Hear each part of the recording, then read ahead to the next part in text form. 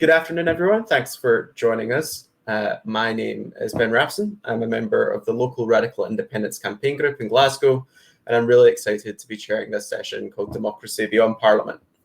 The main purpose of this session is to give grassroots campaigners all over Scotland a chance to discuss what radical independence means to them, to hear what it means to others, and to begin the task of building an alternative democratic network beyond the constraints of parliaments. Of course, this is in the overall context of the recent Holyrood election and a renewed mandate for an independence referendum. However, this discussion is broader than that. It's about what we can do outside of Parliament to exercise and build our people power. I'm going to leave you with some questions, which I shamelessly ripped from the programme description. How can we ensure that working class people are in the driving seat by the time that independence is formally declared? What would a movement of, by and for the people look like in the 21st century? And what would its priorities be? With that, who would like to come in first and share their thoughts? And I'm going to actually bring some people in because they're already keen beans to go. Morning, Sarah. Hi. Do you have some thoughts to share? Yeah, quite a few thoughts to share, so here goes. I think we're all of us here because we know that democracy isn't just putting a cross in a box every 4 years, and that it needs to be brought much closer to home, and that it also needs to be part of our organisations. And I just want to say, I've learned a hell of a lot from the Kurdish freedom movement, which I'm now working for. And in fact, it was the inspiration of their grassroots democracy that convinced me to devote my life to the Kurdish struggles. And basically, it's about devolving everything down as locally as possible and people working together with their local community to actively change their lives. And the way it happens is that you can see when you go to north and east Syria, it's really life enhancing. It's a way of giving life purpose and meaning and also comradeship. And it sort of sounds really far away from what we've got, but actually when you think of somewhere like Scotland, we've got really great community organisations, and organisations without which our society would really fall apart. But the trouble with our organisations in Scotland is that they're really proudly non-political. So they kind of abstain just when they need to make the change, and that's not really very empowering. Obviously there are examples that are different, things like living rent, but this can change. And as you said in the introduction, we don't have to wait for Indy to get it started.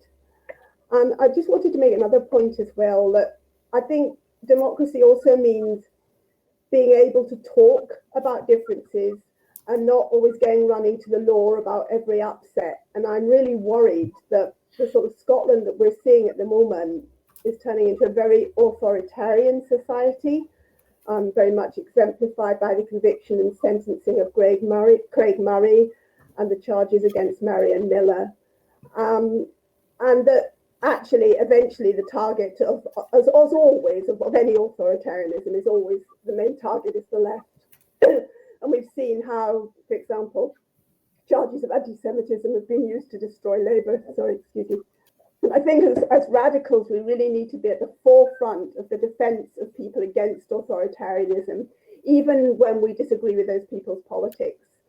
We just need to demonstrate a more democratic approach, so that you don't win arguments by banning ideas or by letting the far right look like the champions of free speech. So a functioning, evolving democracy should provide the opportunity for opinions and views to be properly debated. So that's my tuppence worth. Brilliant, Sarah. Grant, have you had time to come in? Yeah, apologies for that. The dog was barking really vigorously in the background, and I just wasn't able to concentrate. Yeah, I actually wasn't anticipating speaking this early in this session, but I'll just sort of throw some thoughts that occurred to me. I think I posted in the general chatter just before the session started about the fact that You can't just sit around waiting for something to happen, waiting until the numbers are right, or waiting for some arbitrary test of strength. You actually build strength through action, and I think that's how you actually build democracy, by participation. It's got about empowering people to do stuff, and particularly taking action around issues that affect people now. I'm an active trade unionist, and I think one of the lessons I've learned from the time I've been active in my trade union, which is UCU, is that we coasted along as a very much a service type union, where with very few people involved in the decision making, and what turned that around wasn't branch building exercises and union building exercises. It was actually taking action over something that actually meant a lot to the members of the union. It was a major strike around threats to our pension scheme. We've had other major strikes since, and on the back of every single one of those, we've built our membership locally and nationally. So in terms of thinking about how you build a democratic, radical independence movement, it has to be about getting involved in campaigns on the ground, whether it's through your trade unions, whether it's rent, action around climate change. We need to go to where people are and bring them into this movement, because this movement there's an interconnect. Independence is not an abstract question. It's not a constitutional question. It is about democracy, and it's about real material change. Grant, I'm going to bring in Graham Campbell next. Hello. Welcome, Graham. How you doing, mate? Well, I suppose to add my 2 pennies worth, I suppose I've always thought of myself as the kind of activist. I always talk about location, because in the end, it's all going to be about the working class participation in steering and driving the movement for independence. All depends on the level of self-organization we have within our local communities, and that depends on activists having the right location. And location to me is a political word. It means the connectedness that you have to your local community in all the aspects of the struggle that are involved. Most lefty activists I've ever met are usually either single issue campaigners on a particular important question. It might be anti-nuclear, anti-racist, or environmental. They're trade unionist, or they're part of political activist, right? Or they're a full-timer for one of those 3 things. Very few of them are grassroots community activists. Now, of course, there are few in this conversation, so they know what I'm talking about, but it tends to be that kind of political work is not really seen as very particularly exciting, going to your community council or a tenants association, or trying to start one from scratch, which I've done several times throughout my life. These are the points of organising around the very most important direct issues of concern to working class people. The independence movement was partly successful in Glasgow last time and in other areas like ours, because we got down to working class grassroots by knocking doors, speaking to people, and raising the concerns that they were raising with us around anti-poverty questions, climate, jobs, racism, and concerns about war and nuclear stuff. So, but because we had the rootedness in the working class communities to do that, we were able to strike a chord and build on people's hopes for something different. Now, democracy obviously isn't just about voting, and there's been a lot of discussion within, certainly with the SNP, certainly around how deep and devolved down a democracy we should have. I mean, I ran on a manifesto in 2017 to create community empowerment, to actually have participatory budgeting take up a considerable percentage of the council's budget, so that working class communities could have at their disposal the practical experience of actually devolving and controlling resources and power and deciding on what services they wanted for themselves. Now, that hasn't been as possible because we've had austerity. That hasn't been evolved as much as it needed to. In fact, it had to go partly because of the pressure on community organizations. Many of them had to be funded instead of going to do that new policy.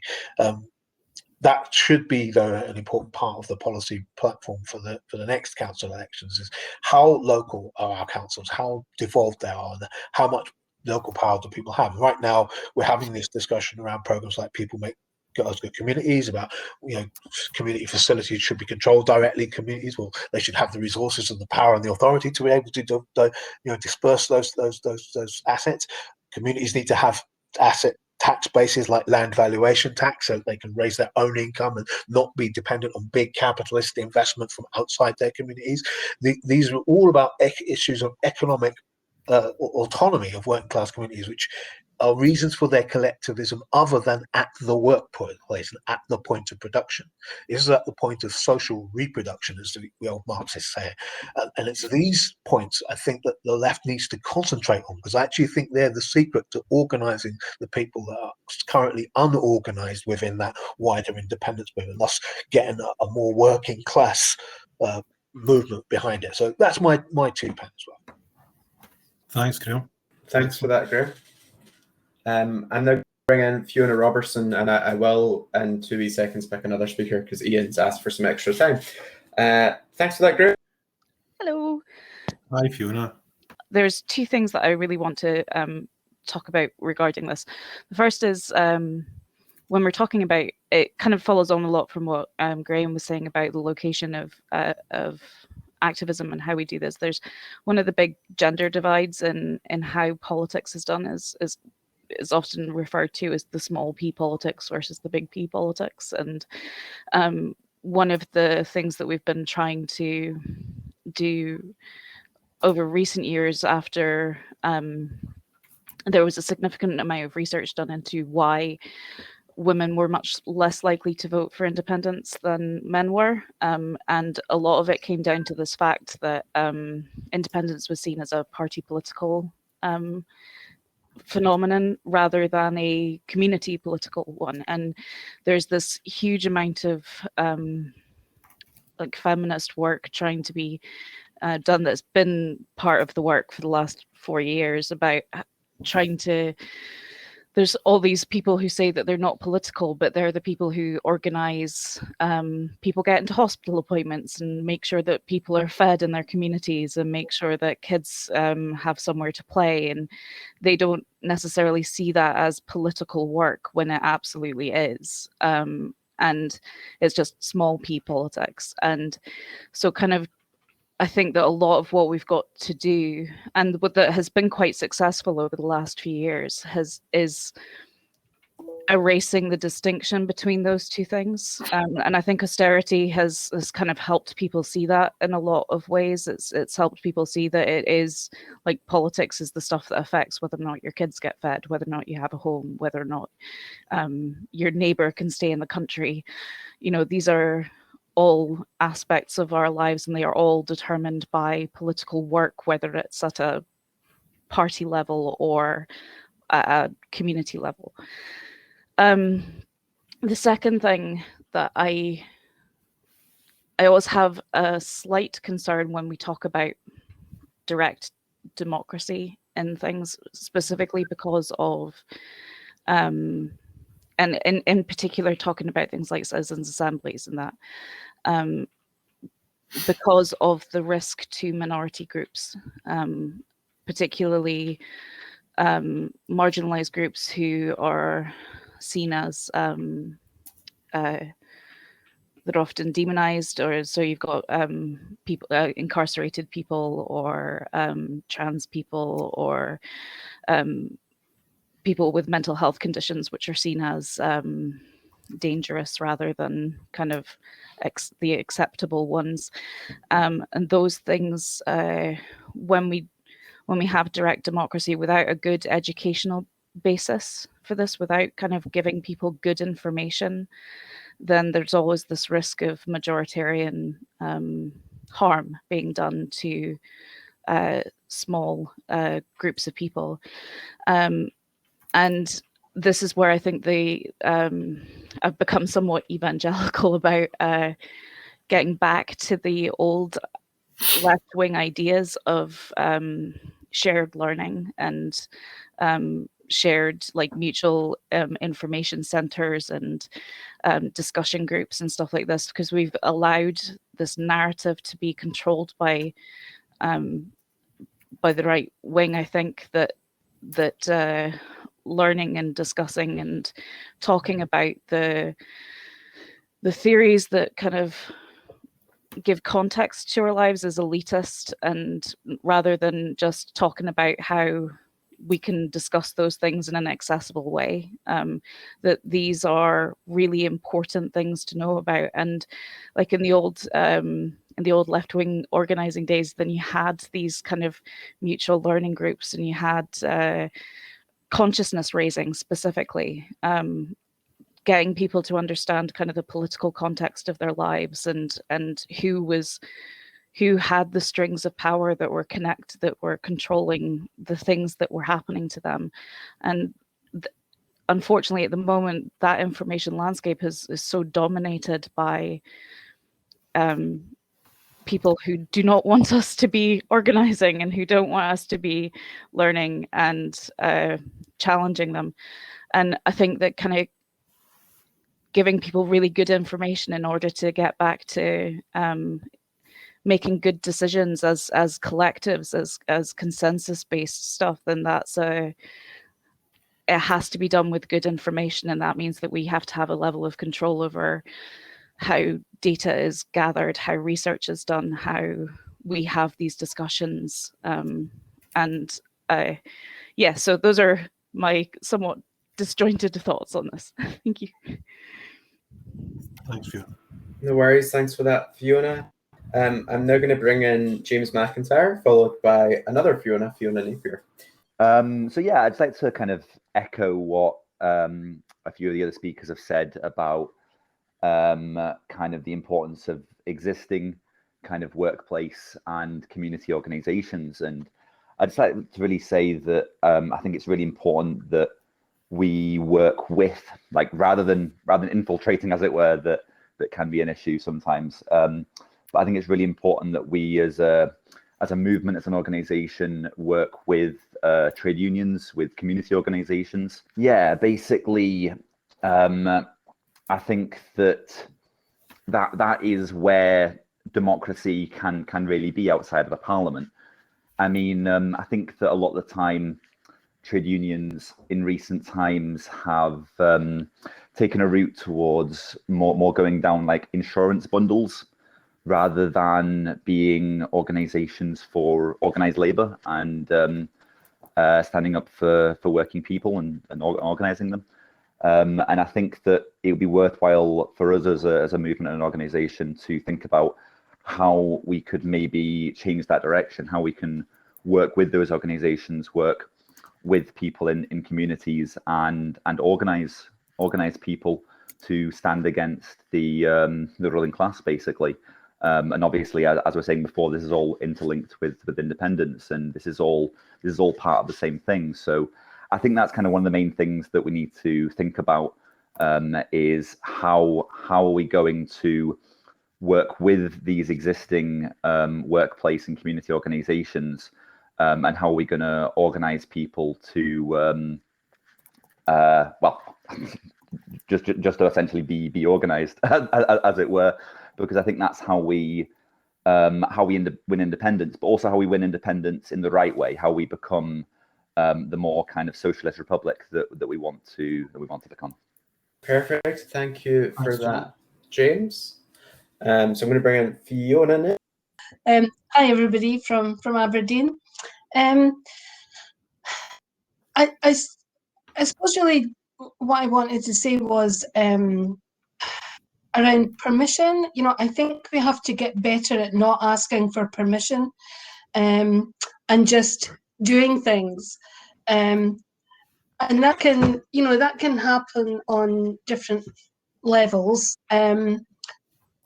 So at one extreme, I suppose you've got maybe like the Black Panthers, for example. You know, when the system they were, Black communities were trying to exist and weren't working for them, they created their own systems, and their own mechanisms, and really very empowering. But we saw a lot during lockdown as well of what Fiona was referring to as the people small politics. Just people didn't wait for folk to set up systems and everything. They just did it themselves in communities. And I think, there's a lot of really great, I mean, I don't know what it's like with where everyone else is, but in Aberdeen, there's lots of really good community stuff happening, community gardens, all sorts. But they've all had to get permission. These things are not just happening spontaneously. It all has to go through the council. There's all these different rules and regulations and bureaucracy, basically. And I think we have to get better at looking at opportunities to just do things. And I'm really interested in the session this afternoon on whether you occupy our spaces or should we rent them, should we buy them, because I think that's really important. And it's a good time for us to be thinking about this now, because people have been so self-empowered during lockdown. There has been a lot of things happening and a lot of community activity. It's a good time, really. I think people are more aware. They realise that we can all do this for ourselves. We don't need that overview. We don't need to be given permission to take charge. And I'm not sure if I agree with. I understand the concerns that Fiona was raising about citizens' assembly. The community level, I definitely do think, at a local level, I really do think there is some benefit. And again, it's just about creating an uncontrolled dialogue. When it's done officially, it's, again, it's with a definite agenda. For example, the Citizens' Assembly XR left, and refused to take part in because it had to be, the discussions could only happen, we could, they could only consider under the same, operating under the same system. So what could be changed within the the current system, the current model, i.e. capitalism. So at a local level, there's a real chance there, I think, to start really empowering people in communities. And I think now's a good time to do it.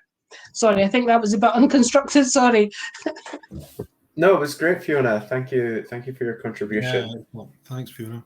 I'm going to bring in Justin Kenrick next.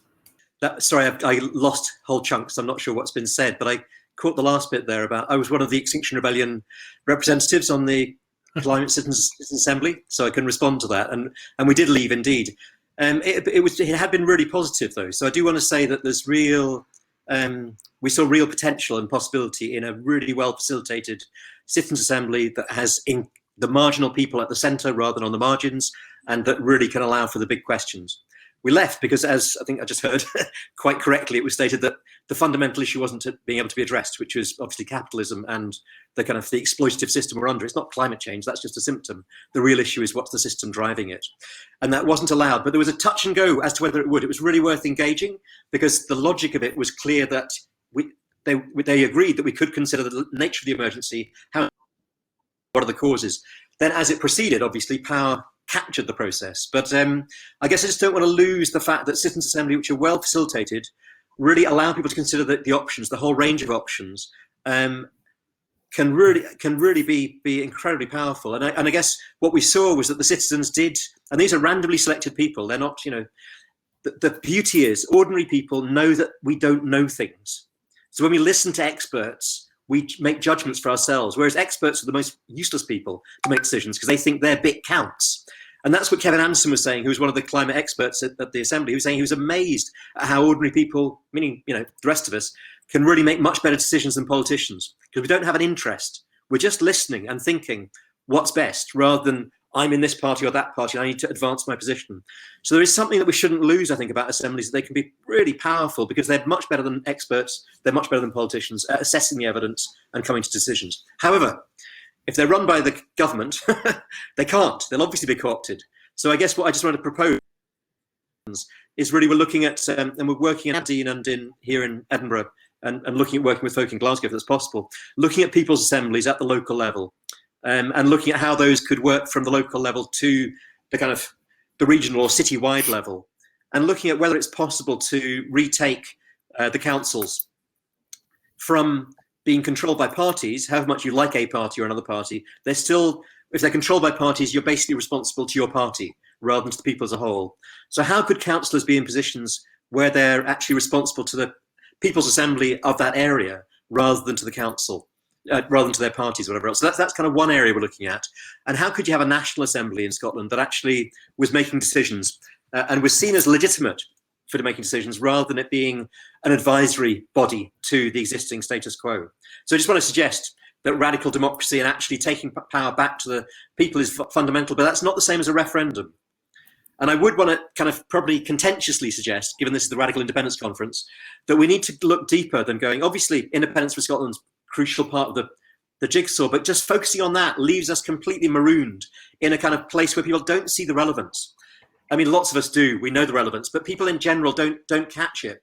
So if you shift the focus to being about how do we, the people in our community, in our city, in our region, whatever, take back control of our local authorities, that then the logic of that is obviously you need to take back control of, you know, Scotland from the UK. And I would suggest that you need to take back control of England from the UK and Wales from the UK and Northern Ireland following Ireland and taking back control from the UK, because the UK, I mean, it's just a horrible, horrible legacy of colonialism. It's just such a nasty, vicious creature. The UK, and that doesn't mean England, that doesn't mean Scotland, that doesn't mean Wales.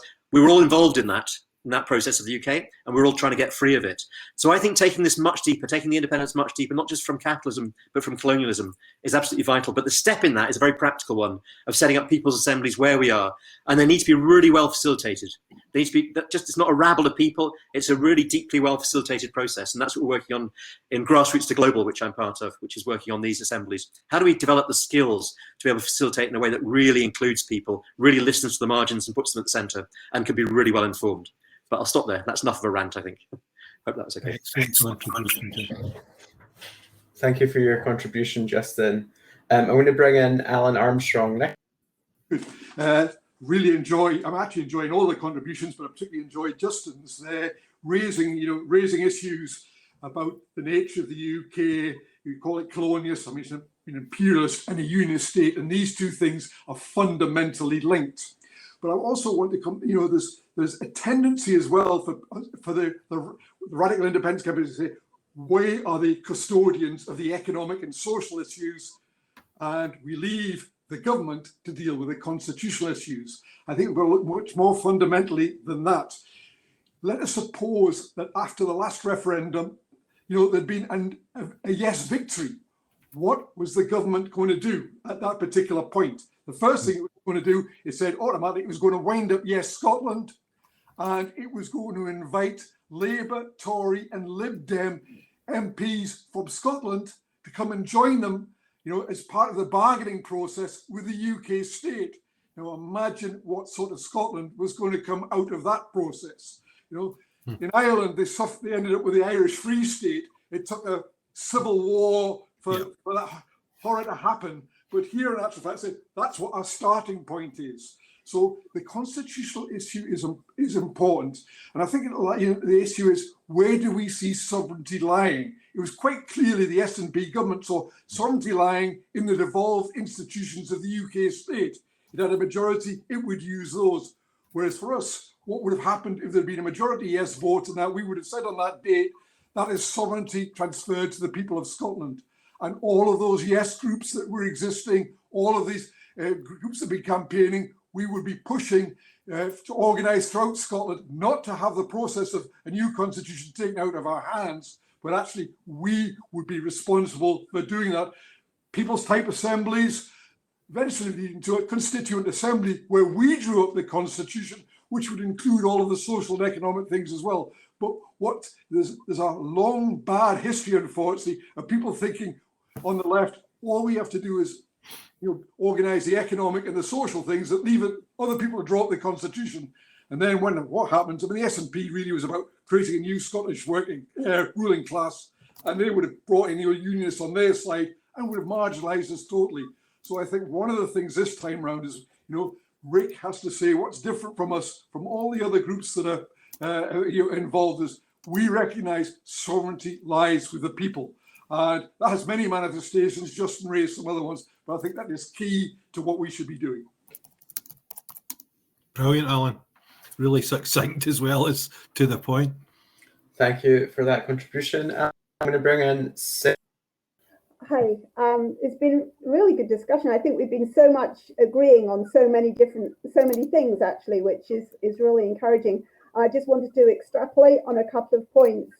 I don't know if people remember, but there were some great statistics that Leslie Riddick produced at the time of the referendum, just pointing out how incredibly centralised local government is in the UK as compared to anywhere else in the world, actually. Well, certainly anywhere else in Europe, and that's really, really huge bodies. And actually, even those bodies are very sort of bureaucratic and controlled about what they're allowed to do. They're very sort of technical rather than making a lot of decisions. So it's really, really centralized at the moment. And I think it's worth digging out those statistics and stressing that. But the other point I wanted to make, and this is something that I think is very particular to the sort of community campaigns in the UK, is that traditionally our socialism has been very much a state-based socialism and about campaigning for things to be done by the state, and particularly things like housing or unemployment pay and stuff. And so we're quite when you're working as in community activism in those areas, you've got this quite difficult thing that you're wanting to be doing stuff and you're wanting to be actively doing stuff, but you're not wanting to say this is instead of this really important gains that we've got from the state. We're campaigning for there to be more money for council housing, but for that housing to be more locally run and controlled, say. So it's this balancing act, and it's making sure that we're very actively involved and we don't just stand back and say, but the state should be doing this because that's what we've campaigned for the state to do. But we don't, so we've got to be doing things, but also campaigning to maintain those gains and the funding that is there from the state, but to use it in a much more locally controlled democratic way. So it's being aware of that history and how to engage in it, I think. Perfect, thank you for that, Sarah. Before I bring in any other speakers, I was just wondering if you had any contributions, Craig. Yeah, sure. Yeah, there's some really interesting points I'd like to pick up on. So, for instance, the idea that right at the start that Sarah was talking about the kind of direct, the sort of the local. Hang on, I'm in the wrong bit here. Just take my notes. Yeah, about bringing democracy closer to home and everything being as local as possible, and the way that the Kurds movement have managed to do that. I mean, for those that don't know, the model that they use is based on, for a lot of them anyway, is based on the work of Abdullah Öcalan, who's in jail just now. And it's well worth reading what Abdullah Öcalan says about what they're trying to achieve in Kurdistan. We can learn a lot from that. But he also takes his inspiration from Murray Bookchin, who was writing back in the 70s and 80s in particular, and about a movement called communalism, which some of you will have heard of. I don't know how many.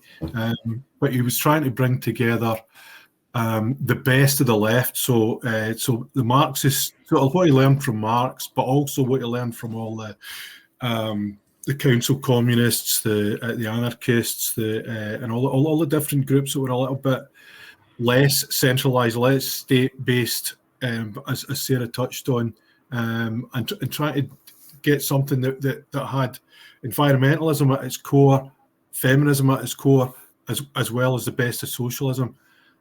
So Murray Bookchin came up with this idea of communalism. He called it that, and that carries on with a group or a kind of movement called social ecology, which, if you want to look into that, I'm very influenced by that myself.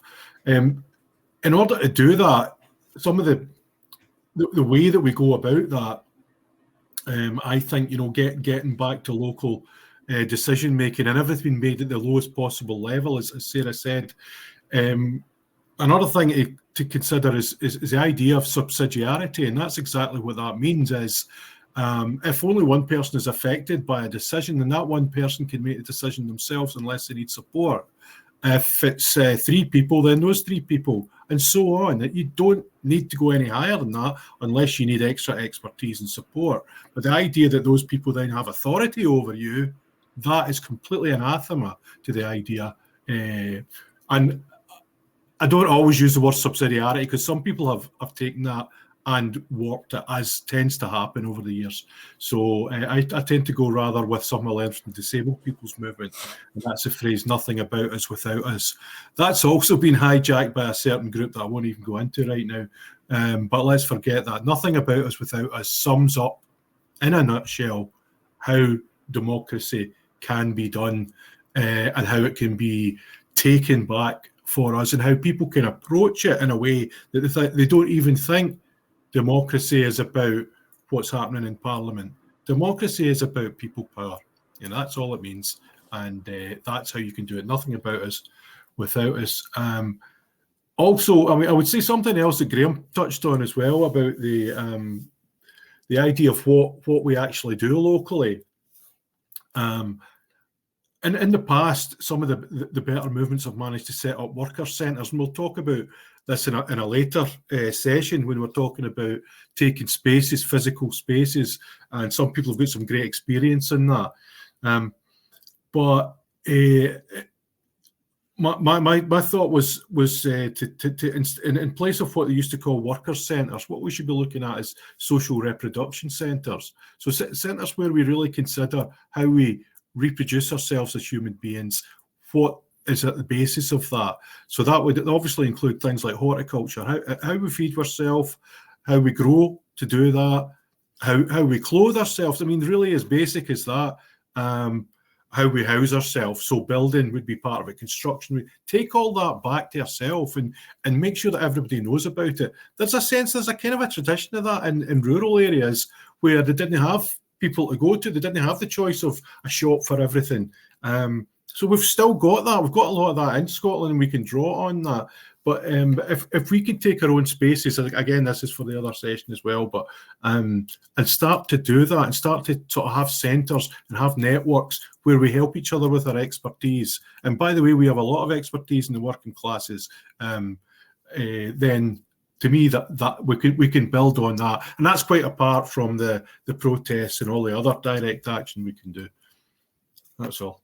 For that, Craig, I'm going to bring Fiona Robertson back in. Hello. I just had a couple of bits to my notes that I've made on stuff. First of all, I didn't mean to imply that I was against citizens' assemblies. I think that they're vital and really an important part of how we do stuff. My concern is always about how they're used when discussing the human rights of a minority group. But the stuff that Justin and Alan were talking about making like well facilitated citizens assemblies where you've got people who are kind of centering the minority groups who are affected and whose lives are kind of on the line based on that is that is much more encouraging. It's just kind of the way that a lot of them are proposed to be done right now is concerning.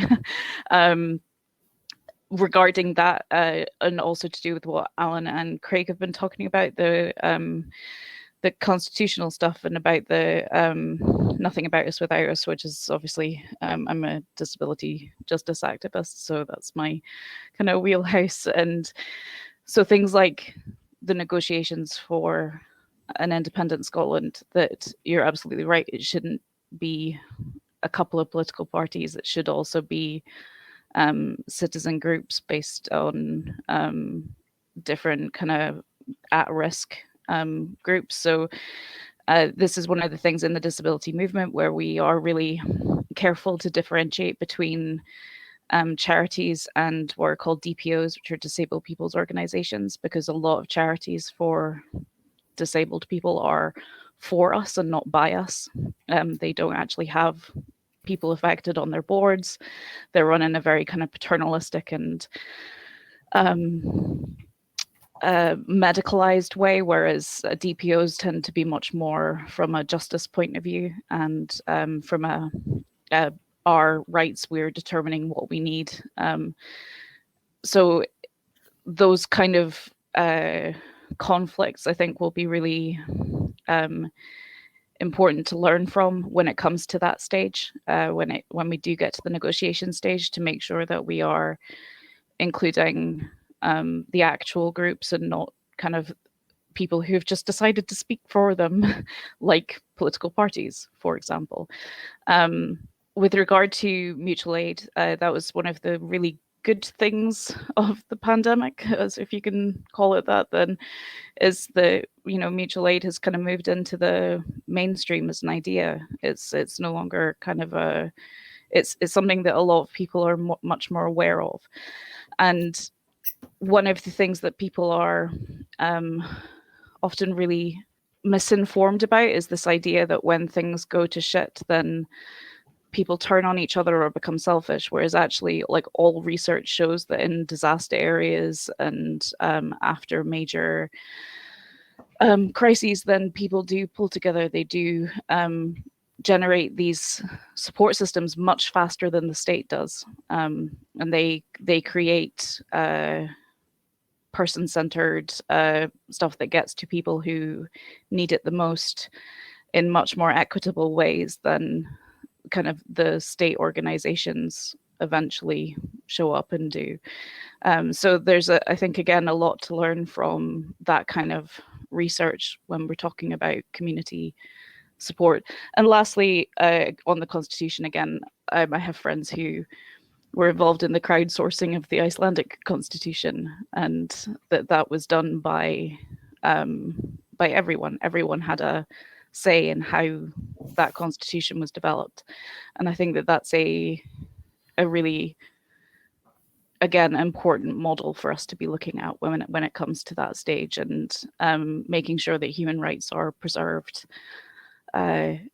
and prioritized and make the foundation of that constitution is, to me, the most important thing. So thank you. Thanks, Fiona. Hi, folks. I'm going to bring in Graham Campbell next because he's the only person waiting to speak. Thank you, Ben.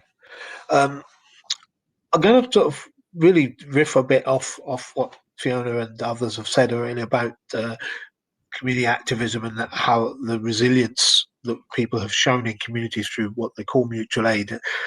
They've kind of evolved from being, essentially food emergency package providers to being, mental health and community services support providers. And certainly in my area, there's about 30 organisations locally which have been working together in a way that they never did before. In order to help the community. So we're called Springburn Community Resilience because we figured that actually that's kind of what we are. And we've evolved a sort of a local governance which is more broad and democratic than the community council, which is involved, but it's more representative than that, and involves minority communities more because those minority communities are actually providing services. So we've got a sort of embryonic community self-organization going on as a result of the pandemic. However, most of the groups in it have had to be funded in some way or other, either by a grant from the council or from the central government. Now, I happen to think that taking a grant of your own money in your taxes that you've paid is okay. It's your money. So the question is, do you lose independence and autonomy in the doing of so? And this is the key thing, is what directs the strategy behind the groups that are coming together. Now, nearly always, obviously, the central government has a strategy to tackle poverty in the emergency, of course, around COVID. And obviously communities will have had reasons to come together to help their neighbours, and it's that balance between what's the power of the community to self-organise around that versus their absolute entitlement, that demand that the state pays for it, versus asking the state to do it for you. And this, as Sarah pointed out earlier, there's too much of the demands being put on the state to do something for us, rather than the demand for the state to facilitate the empowerment of working class people to do it for themselves.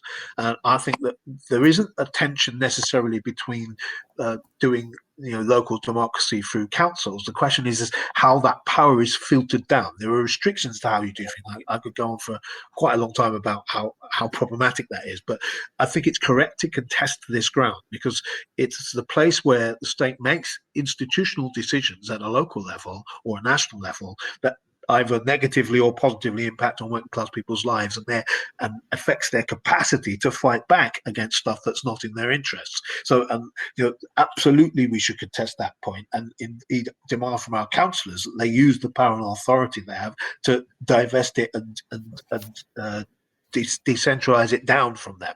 I do that through my community councils and through my community resilience and through having 7 surgeries in my ward, more than anybody else. But I do that because I consider myself to be accountable to the community that's put me there. They've put me there to tackle poverty and inequality in their community, and that's what I expect from me. So it's a way of doing local politics in the negative structure that we have currently.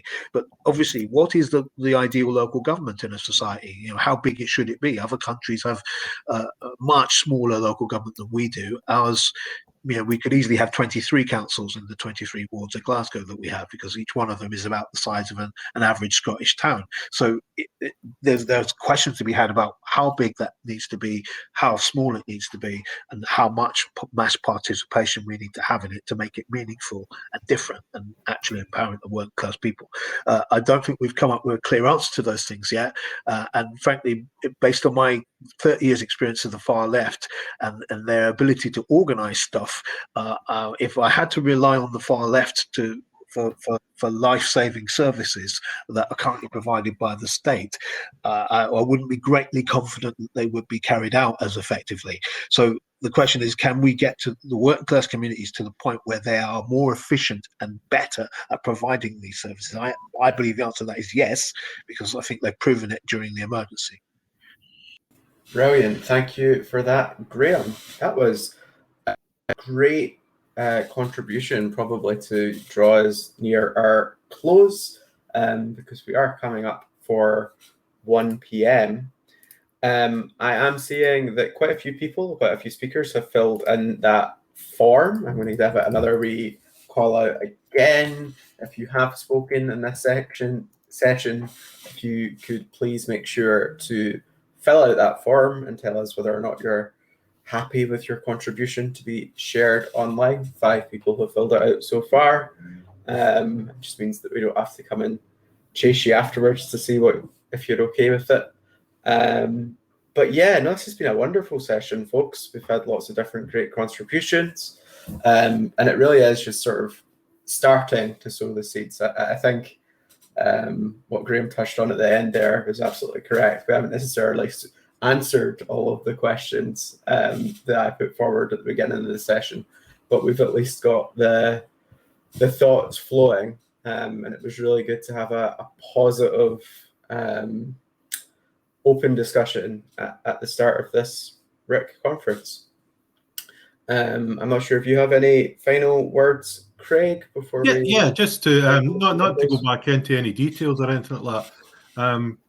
I think that all of the contributions were excellent, and I think that one of the things that we've learned from it is that we can take some of the thoughts there and think. I'm just looking at one in particular there, for instance, Sarah mentioned about the community organisations in Scotland that are excellent but proudly non-political, or at least they don't see the politics in what they're doing if they're excellent, That is just one example, and there was loads in our discussion as to things that we can think, well, okay then, how do we get people's understanding of these things to be raised? I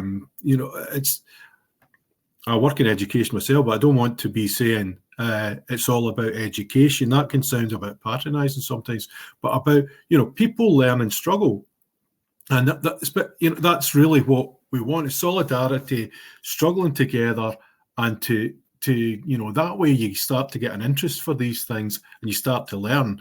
I think everybody has a thirst for learning. It's just a case of finding out what way they want to go, what direction they want to go with that learning. And I think that's one of the most important things that we'll get from this conference, is to take forward to the next one and the next one after that, and to build this movement is all these things that people have correctly identified as issues that we haven't got right yet, and indeed hold us back. Most of the people in this conference just now are activists already. So it's how we reach out and make more activists, especially young ones, and that as they come up, that they learn they learn from our mistakes, if you like. That we help them not to fall into some of the traps that we and others have made in the past. That's all I wanted to say. But thank you, everyone. Yep, absolutely. Thank you, everyone, for coming along to this session. It has been a joy to chair the conversation.